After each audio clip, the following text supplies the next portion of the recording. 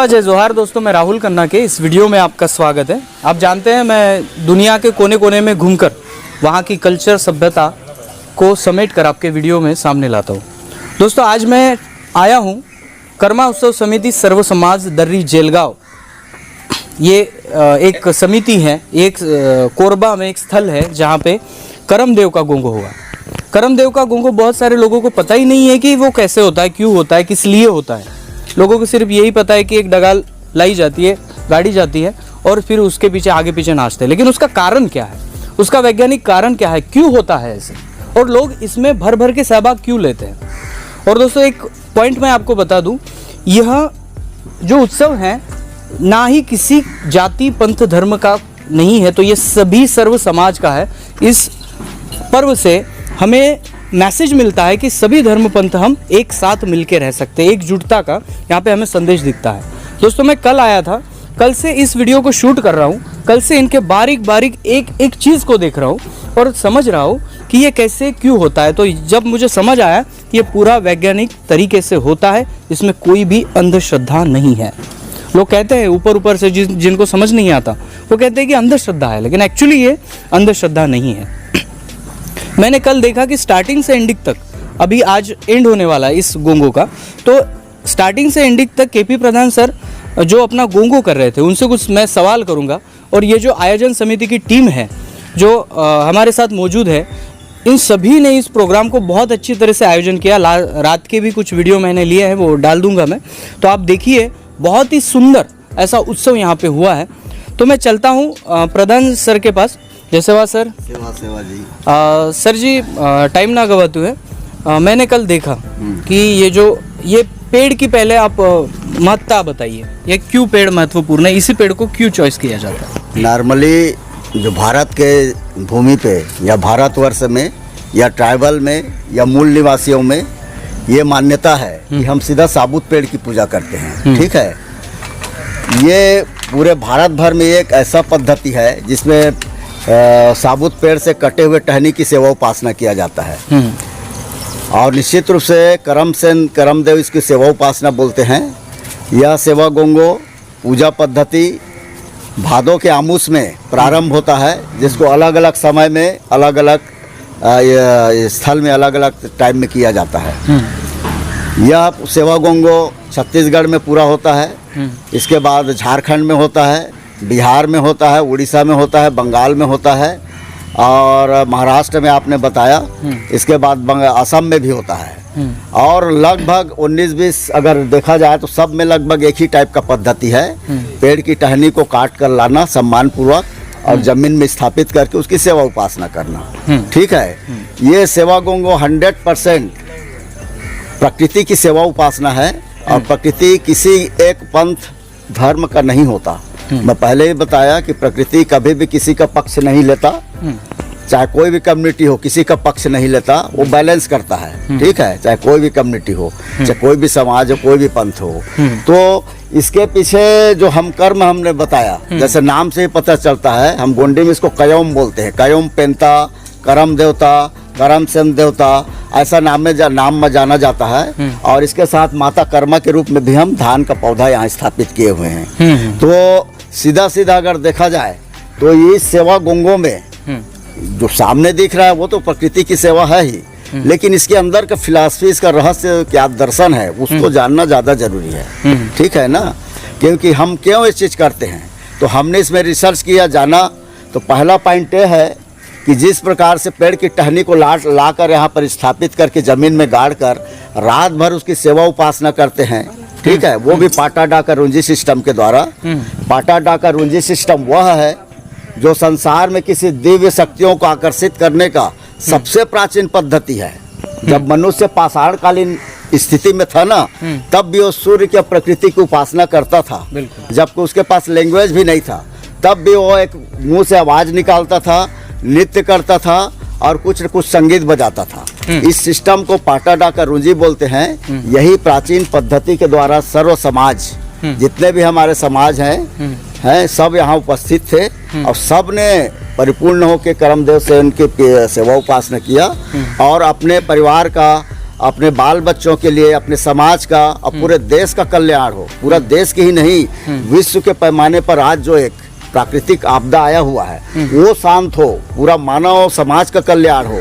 इन सारे आजदान सेवा के लिए हमने सेवा उपासना किया है। ठीक है ना। तो मेरा मानना है कि जब पाषाण कालीन युग से मनुष्य कृषि युग में आया तो सिर्फ उसको सिर्फ ये पता था कि जमीन में बीज डालने से ही नया पेड़ पैदा होता है। हमारे कुछ लिंगो हुए, बहुत सारे लिंगो हुए जो जानकार हुए, जैसे पशुपति पेन बोलते हैं, इसके बाद रावण लिंगो पेन बोलते हैं। ठीक है, इन्होंने प्रकृति का रिसर्च किया, सर्वे किया समझिए। ठीक है, और इसके बाद उन्होंने ये भी बताया कि सिर्फ बीज डालने से ही पैदा नहीं होता, कोई वृक्ष नहीं होता, उसकी टहनी को भी काट कर हम अगर जमीन में लगाएं उससे भी हम नया पेड़ पैदा कर सकते हैं जी। ठीक है, ये उन्होंने बताया। तो इससे प्रकृति का हित कैसे हुआ? एक पेड़ की टहनी आप लगा दिए, उससे प्रकृति का हित कैसे हुआ? आपका कैसे हित हुआ? उससे मैं समझाता हूँ। देखिए, नींबू के बीज को हम अगर जमीन में गाड़ें तो पेड़ बनेगा। पेड़ लगने में 3 या 4 साल लगता है। 4 साल लगता है ना। ठीक है, अब मान लीजिए किसी फले हुए नीम है, पूरा नींबू का पेड़ है, उसमें अगर 2-4 फल लगे हैं, या उसको बडिंग करने के बाद या कलम करने के बाद पुनः मैं अगर ज़मीन में रोपण कर देता हूँ, लगा देता हूँ, तो उसमें से 6 महीने में फल आ जाता है। मतलब 3 साल से अगर 6 महीना कम कर दे तो आपने 2.5 साल प्रकृति का बचा लिया। प्रकृति को 2.5 साल अपने साथ ले लिया। ठीक है ना। तो ये प्रकृति का संरक्षणवाद सिद्धांत का भी एक प्रतीक है और संसार का पहला बडिंग सिस्टम है ये जी, जो यहाँ के मूल निवासियों में या सर्व लोगों में या पूरे भारत में, अगर वर्ल्ड में किसी ने कलम सिस्टम को दिया है तो भारत के लोगों ने दिया है, यहाँ के मूल निवासियों ने दिया है। ठीक है, ये 100% कह सकते हैं, क्योंकि भारत ही नहीं वर्ल्ड के लेवल पर कहीं भी ऐसा सेवा, गुंगो, उपासना, पूजा पद्धति नहीं होता। सिर्फ छत्तीसगढ़ और 2-4 राज्य में ही होता है। तो हमारे लिए सौभाग्य की बात है कि सर्व समाज यहाँ पर है, कल भी थे, आज भी हैं और अभी इसका हम सेवा उपासना करेंगे। कल इस पेड़ को गाड़ा गया था शाम के 6 बजे के आसपास। अभी उसको उठाकर देखा जाएगा। अगर हमारी सेवा में, हमारी भक्ति में, हमारी आस्था में ताकत है, प्रकृति के प्रति हम समर्पित हैं, पर्यावरण के प्रति हम समर्पित हैं, तो निश्चित रूप से अभी जब उखाड़ेंगे इस टहनी को तो नीचे बड आना चाहिए, जड़ आ जाना चाहिए। ठीक है ना, जड़ आ जाना चाहिए, ये हमारी मान्यता है। सर जी, मेरा सवाल ये है कि ठीक है, कलम की सिस्टम है, लेकिन ऐसा क्यों नहीं है कि एक साल में ये पेड़ लगाए तो दूसरा लगाए? इसी पेड़ को क्यों मान्यता है? इस पेड़ में ऐसी क्या? इसके पीछे गाथा है ना, एक मैथोलॉजी भी है कि प्राचीन समय में ये गाथा उराव लोगों में भी अलग है, हो मुंडा संथाल में भी है, गोंड समाज में भी है, प्रधान समाज में भी है, अलग अलग ट्राइब में जो है। इसके बाद साहू समाज में हमारे जितने मूल निवासी हैं वो उनमें भी एक गाथा प्रचलित है। ठीक है ना, हमारे जितने भी मूल निवासी हैं या छत्तीसगढ़ में सब इसको मनाते हैं। तो किसी एक का पंडू में तीज त्योहार कहना उचित नहीं है, ये सब का है। तो अलग अलग, जैसे उरांव लोग हैं झारखंड में, उनका कुछ अलग मान्यता है।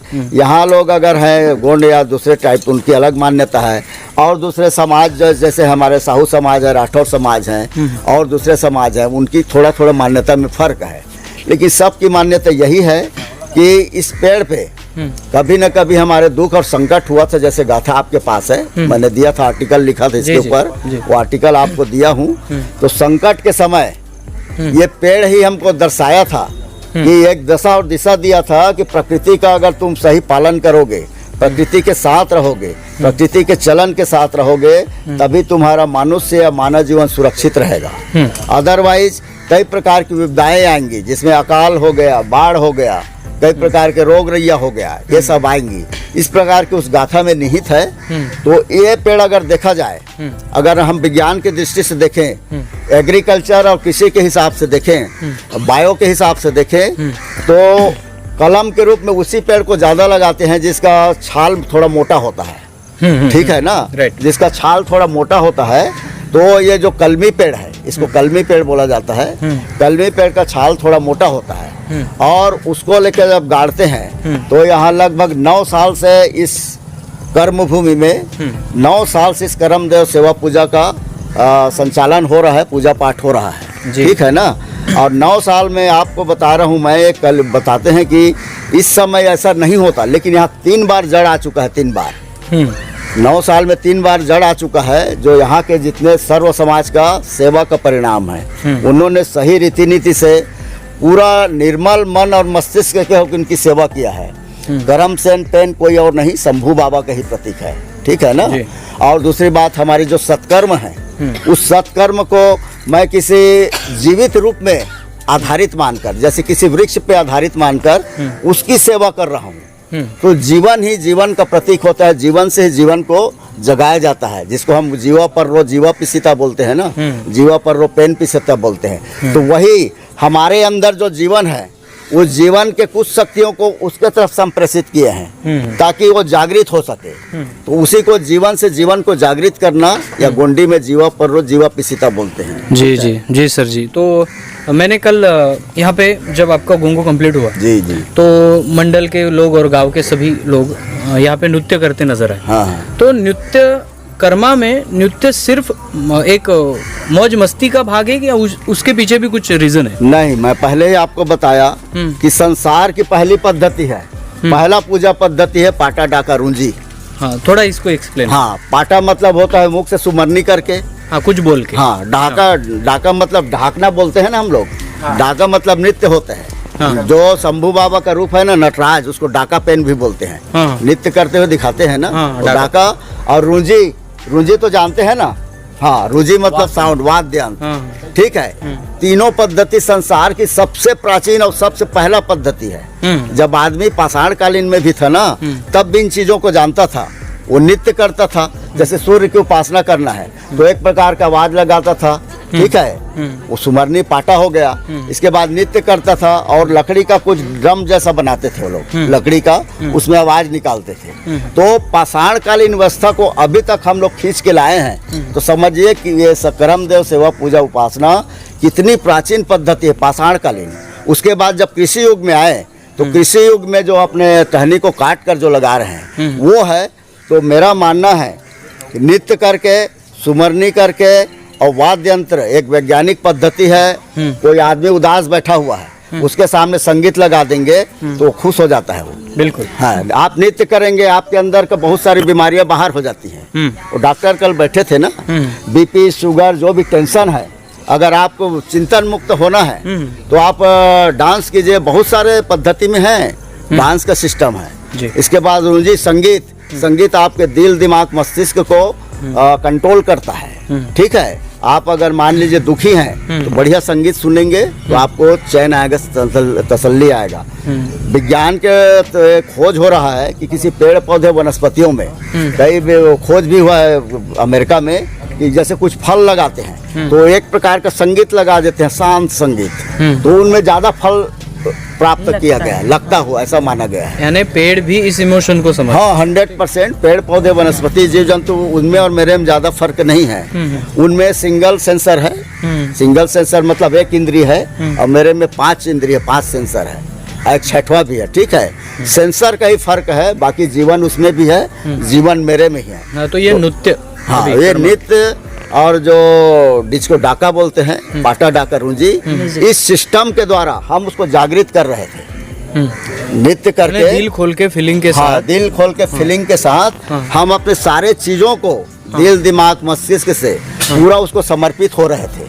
नृत्य करके उसको जागृत कर रहे थे। संगीत के द्वारा देखिए, मेघ मल्हार गाएंगे तो पानी गिरता है, राग दीपक गाएंगे तो दीपक जल जाता है, वर्षा गाएंगे तो वर्षा, बहुत सारी चीज है ना। इसका मतलब संगीत विज्ञान है, आपको प्रभावित करता है। बिल्कुल। ठीक है। तो प्रभावित करता है। तो वही संगीत का सहारा लेके पेन शक्तियों को हम उठा रहे थे, जगा रहे थे।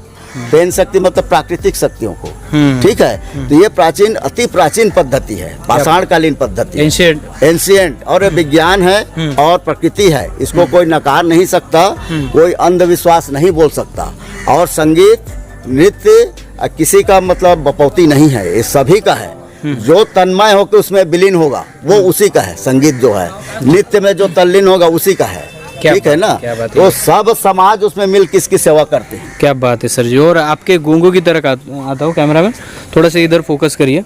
देखिए मैंने डगाल लाते समय जी जी वहाँ पे भी देखा कि मुख्य द्वार पे अपने ये धान का रखा था। हाँ, धान का और ये पौधा। भी गेहूं की बालियां भी रखी हैं। तो एक्चुअली क्या रीज़न है यहाँ पे आपने इतने सारे गौरा, हम इसे गौरा कहते हैं महाराष्ट्र में, हाँ। तो ये गौरा और ये सब रखने का क्या रीज़न है? देखिए क्या है, मूल निवासी लोग, हाँ। ट्राइबल लोग मूर्ति पूजा या फिर फोटो की पूजा नहीं करते। हाँ हाँ हम लोग सिंबल, प्रकृति को सिंबल मानते हैं। हाँ। जैसे शंभू बाबा को मानेंगे तो आम के पेड़ की पूजा करते हैं। हाँ, हाँ। ठीक है। करमदेव को मानते हैं तो कलमी पेड़ की पूजा करते हैं। हम शीतलादाई को मानते हैं तो नीम की पूजा करते हैं। हम बरगद पीपल की भी पूजा करते हैं। तुलसी की भी पूजा करते हैं। सभी प्रकार के वनस्पतियों की सेवा उपासना, प्रकृति की सेवा उपासना है। ठीक है। तो ये जो सिस्टम है प्रकृति की सेवा उपासना है। और ये जो आप दिखाई दे रहा है ये जो खैरोदाई की उपासना, खैरोदाई का प्रतिरूप है वो गौरा। हाँ, गौरा जो जवारा देख रहे हैं ना, क्योंकि खैरो माई का कोई मूर्ति है नहीं। नहीं तो बिल्कुल। कैसे उसको प्रदर्शित करेंगे। खैरो माँ कुंवारी थी जिसको शीतला दाई बोलते हैं, जिसको भोजली दाई, जवारा दाई भी बोलते हैं, अलग अलग लोग। तो उसको हम जवारे के रूप में प्रदर्शित करते हैं। ये जवारा कुंवारा है अभी। हाँ कुंवार है, उसमें पोट्री आने का। पोट्री आ गया तो अब मर्यादित हो जाएगा वो। हाँ। सुन रहे हैं ना। भोजली 9 दिन में इसलिए करते हैं कि उसमें कुंवारी रूप में ही सेवा करना है। उसको ज्यादा दिन रख दिए, अब कहीं पोट्री आ गया तो कुंवारी दाई को गर्भवती होना अमर्यादित है। हाँ, इस रहस्य को जानना है। ठीक है। तो ये जो धान का रूप है ये हमारे साहू समाज, राठौर समाज जो हमारे भाई हैं वो लोग कर्म, माता कर्मा को मानते हैं। ठीक है। माता कर्मा एक उद्देश्य महिला थी तो उनका भी कोई रंग रूप, भाषा, बोली नहीं है। उनका कोई छवि नहीं है। तो धान का जो पौधा है, धान का पौधा क्या है, समर्पण का भाव है वो।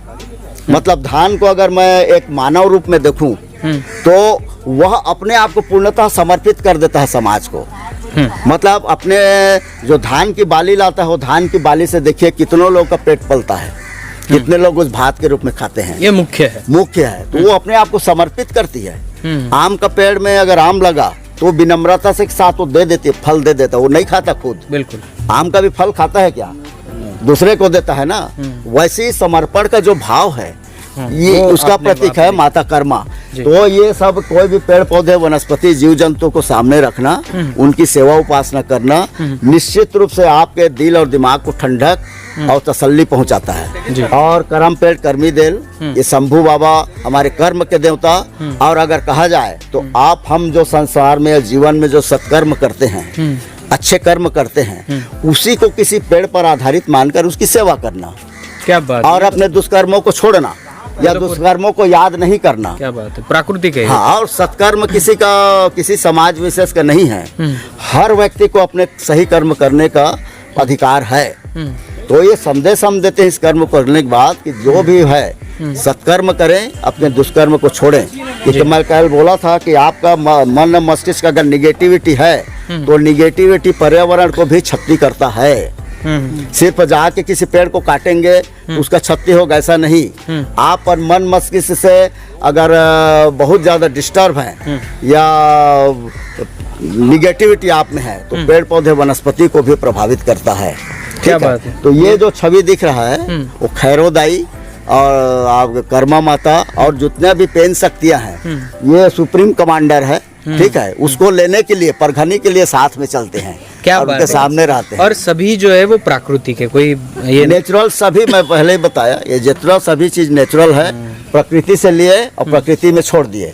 नेचर का जी को इकोसिस्टम बोलते हैं ना, पर्यावरण का, वो इसमें बसता है। ठीक है ना। प्रकृति का कोई भी चीज को हमने ज्यादा क्षति नहीं किया, कोई भी चीज यहाँ पर दूसरा उपयोग नहीं किया गया है। ठीक है। जी जी जी। सर जी एक लास्ट क्वेश्चन था। जी जी। लास्ट क्वेश्चन ये है कि आपके, ठीक है, यहाँ पे सर्व समाज एक है, उनकी संगठन है। हाँ। और वो संगठन के द्वारा चला रही है, लेकिन अलग अलग मैंने सिचुएशन देखी है कि ऐसे लोग भी हैं कि कहीं भेदभाव भी होता है। ये आदिवासी देख ले, उनका है, तो ऐसे भेदभाव होता है। आप तो एक मैसेज दे रहे हो दुनिया को, तो क्या कहना चाहेंगे ऐसे भेदभाव करने वाले लोगों को? देखिए उनकी नासमझी है या ज्ञान की कमी है।